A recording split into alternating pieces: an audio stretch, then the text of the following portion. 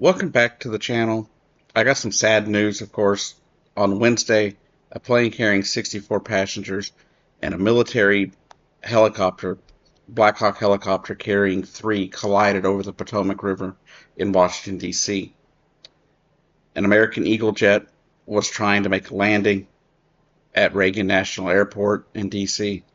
when, unfortunately, the two aircraft um, crossed paths. As you see from this graphic here, Um, here's the airport's over there labeled as National Airport, and the blue line is the flight of the airplane, and the yellow line is the flight that apparently the military jet took. And as you see, they both collided with each other over the Potomac, and everyone is feared dead. All 68 people, 64 on the, or 67, I'm sorry, 64 on the airplane between crew and passengers, and the three military personnel who died in the helicopter. This is a very sad time, and I'm not going to speculate on exactly what caused this. Until we have more information, I refuse to speculate because that's just disrespectful to the families, if you ask me. But I will say this. This is a very sad thing. And to see the president up there without any evidence at all for his arguments, he blamed DEI. He blamed hiring inferior people, which isn't the case. He was out up there doing his press conference yesterday saying that disabled people, dwarves, and these are his words, right? That people missing limbs and different levels of intelligence were able to work at the FAA. Well, here's the deal. Not everybody that works at the FAA is in control of air traffic control, right? They're not generally, if you're visually impaired, you're probably not working as an air traffic controller. But let's just be honest here, right? Now, somebody could be disabled in some way and still be able to do the job if they could meet the requirements, right? I'm sure there are reasons for how they select people. I know you have to be able to see. I believe it's a 20/20 requirement to be air traffic control, at least at federal airports. So I don't see where this is even coming into play. I really don't. I don't understand why people are doing this and making these claims, because it's absolutely terrible.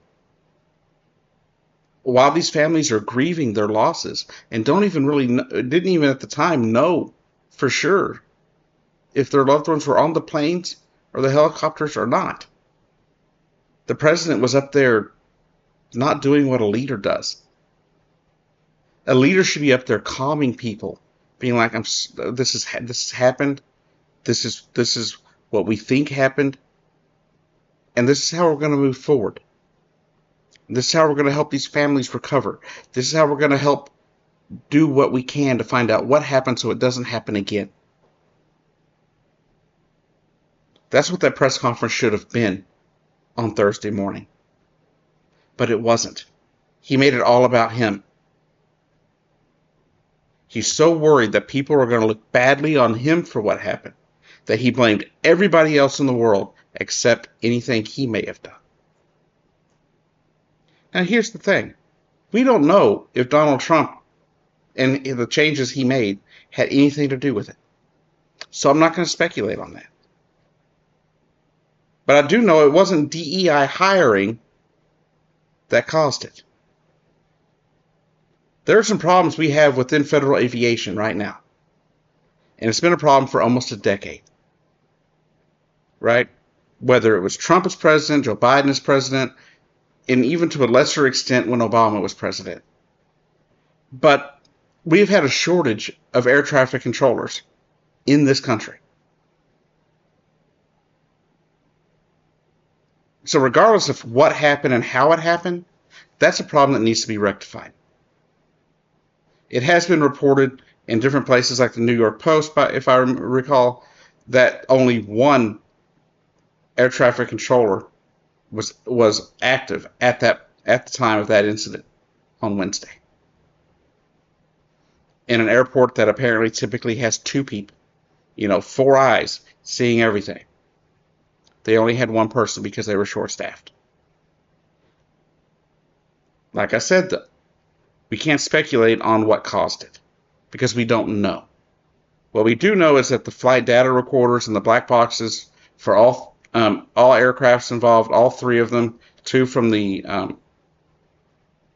airplane and one from the Black Hawk helicopter, have been located. So when the NTSB goes through that, and when the investigators are done in going through all that, then we will know what the likely cause was of how it all happened. But as it sits right now, 67 people died in that plane crash. And it's absolutely sad to me because I hate seeing loss of life. It's usually very preventable. Now, the thing is, what Donald Trump did yesterday by blaming DEI hires and such like that created a secondary problem for somebody else named Joe Ellis. Joe Ellis is a transgender member of the Virginia National Guard. They are also a Black Hawk pilot as well. But immediately upon finding out about this, the far-right nut jobs and their websites and their people on social media started sharing this picture. But in this picture, it had a caption claiming that Joe Ellis here was the one piloting the Black Hawk helicopter that went down on the Potomac, killing those 67 people. Here's the deal. One, this wasn't the Virginia National Guard. Two, Joe Ellis is perfectly alive. And if she had been in that crash, she would not be alive. So all today, from what I've read, all this morning, Joe Ellis here had to deal with people attacking her and slandering her name simply because Donald Trump insisted that it had to be a DEI problem, and that's why this plane crash happened. That is why this person's life has been threatened, and they've received all sorts of negative comments about them. And the media, in some areas of right-wing media, have defamed this person. I hope she is properly compensated. Now, I do have the names, I think, here somewhere of two of the military personnel that were killed. There are 3 people that were killed in that airplane. See if I can find the name. If not, I'll have to just... I don't even know where they are at this point, where the name is.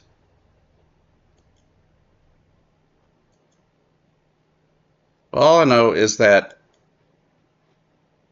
this person wasn't the pilot. Okay?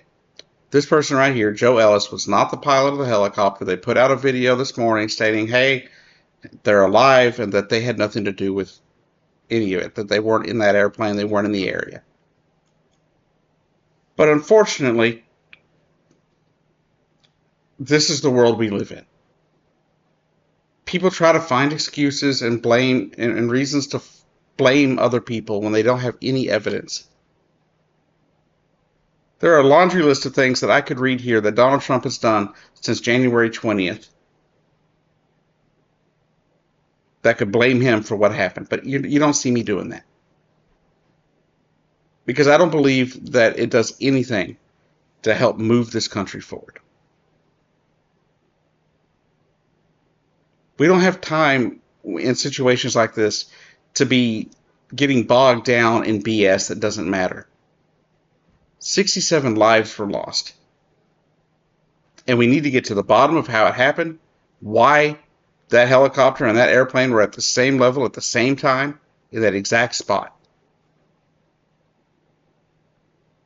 And we need to make sure it doesn't happen again. But here's the thing. One thing I do know for sure is that in a world with as many air flights as we have, there are occasionally going to be accidents. And there's not always going to be a person to blame for them. And this is very well possible to be one of those situations. I believe we need to be moving this country forward. I don't care your political views. I don't care what you view politically. We need to be moving forward and improving this country and improving our lives. Not having somebody stand up there and rant and rave like a madman because something might make his administration look bad. To everybody affected by this tragedy, to any of the family members out there, I am so sorry for your loss. And I wish there was something we could have done to stop this from happening. And in the near future, I'm sure we'll find out what caused it, how it happened, and we'll be able to put measures in place so it doesn't happen again. Anyways, thank you for watching. Thank you for joining me here at Unapologetically Progressive, and I'll see you down the road.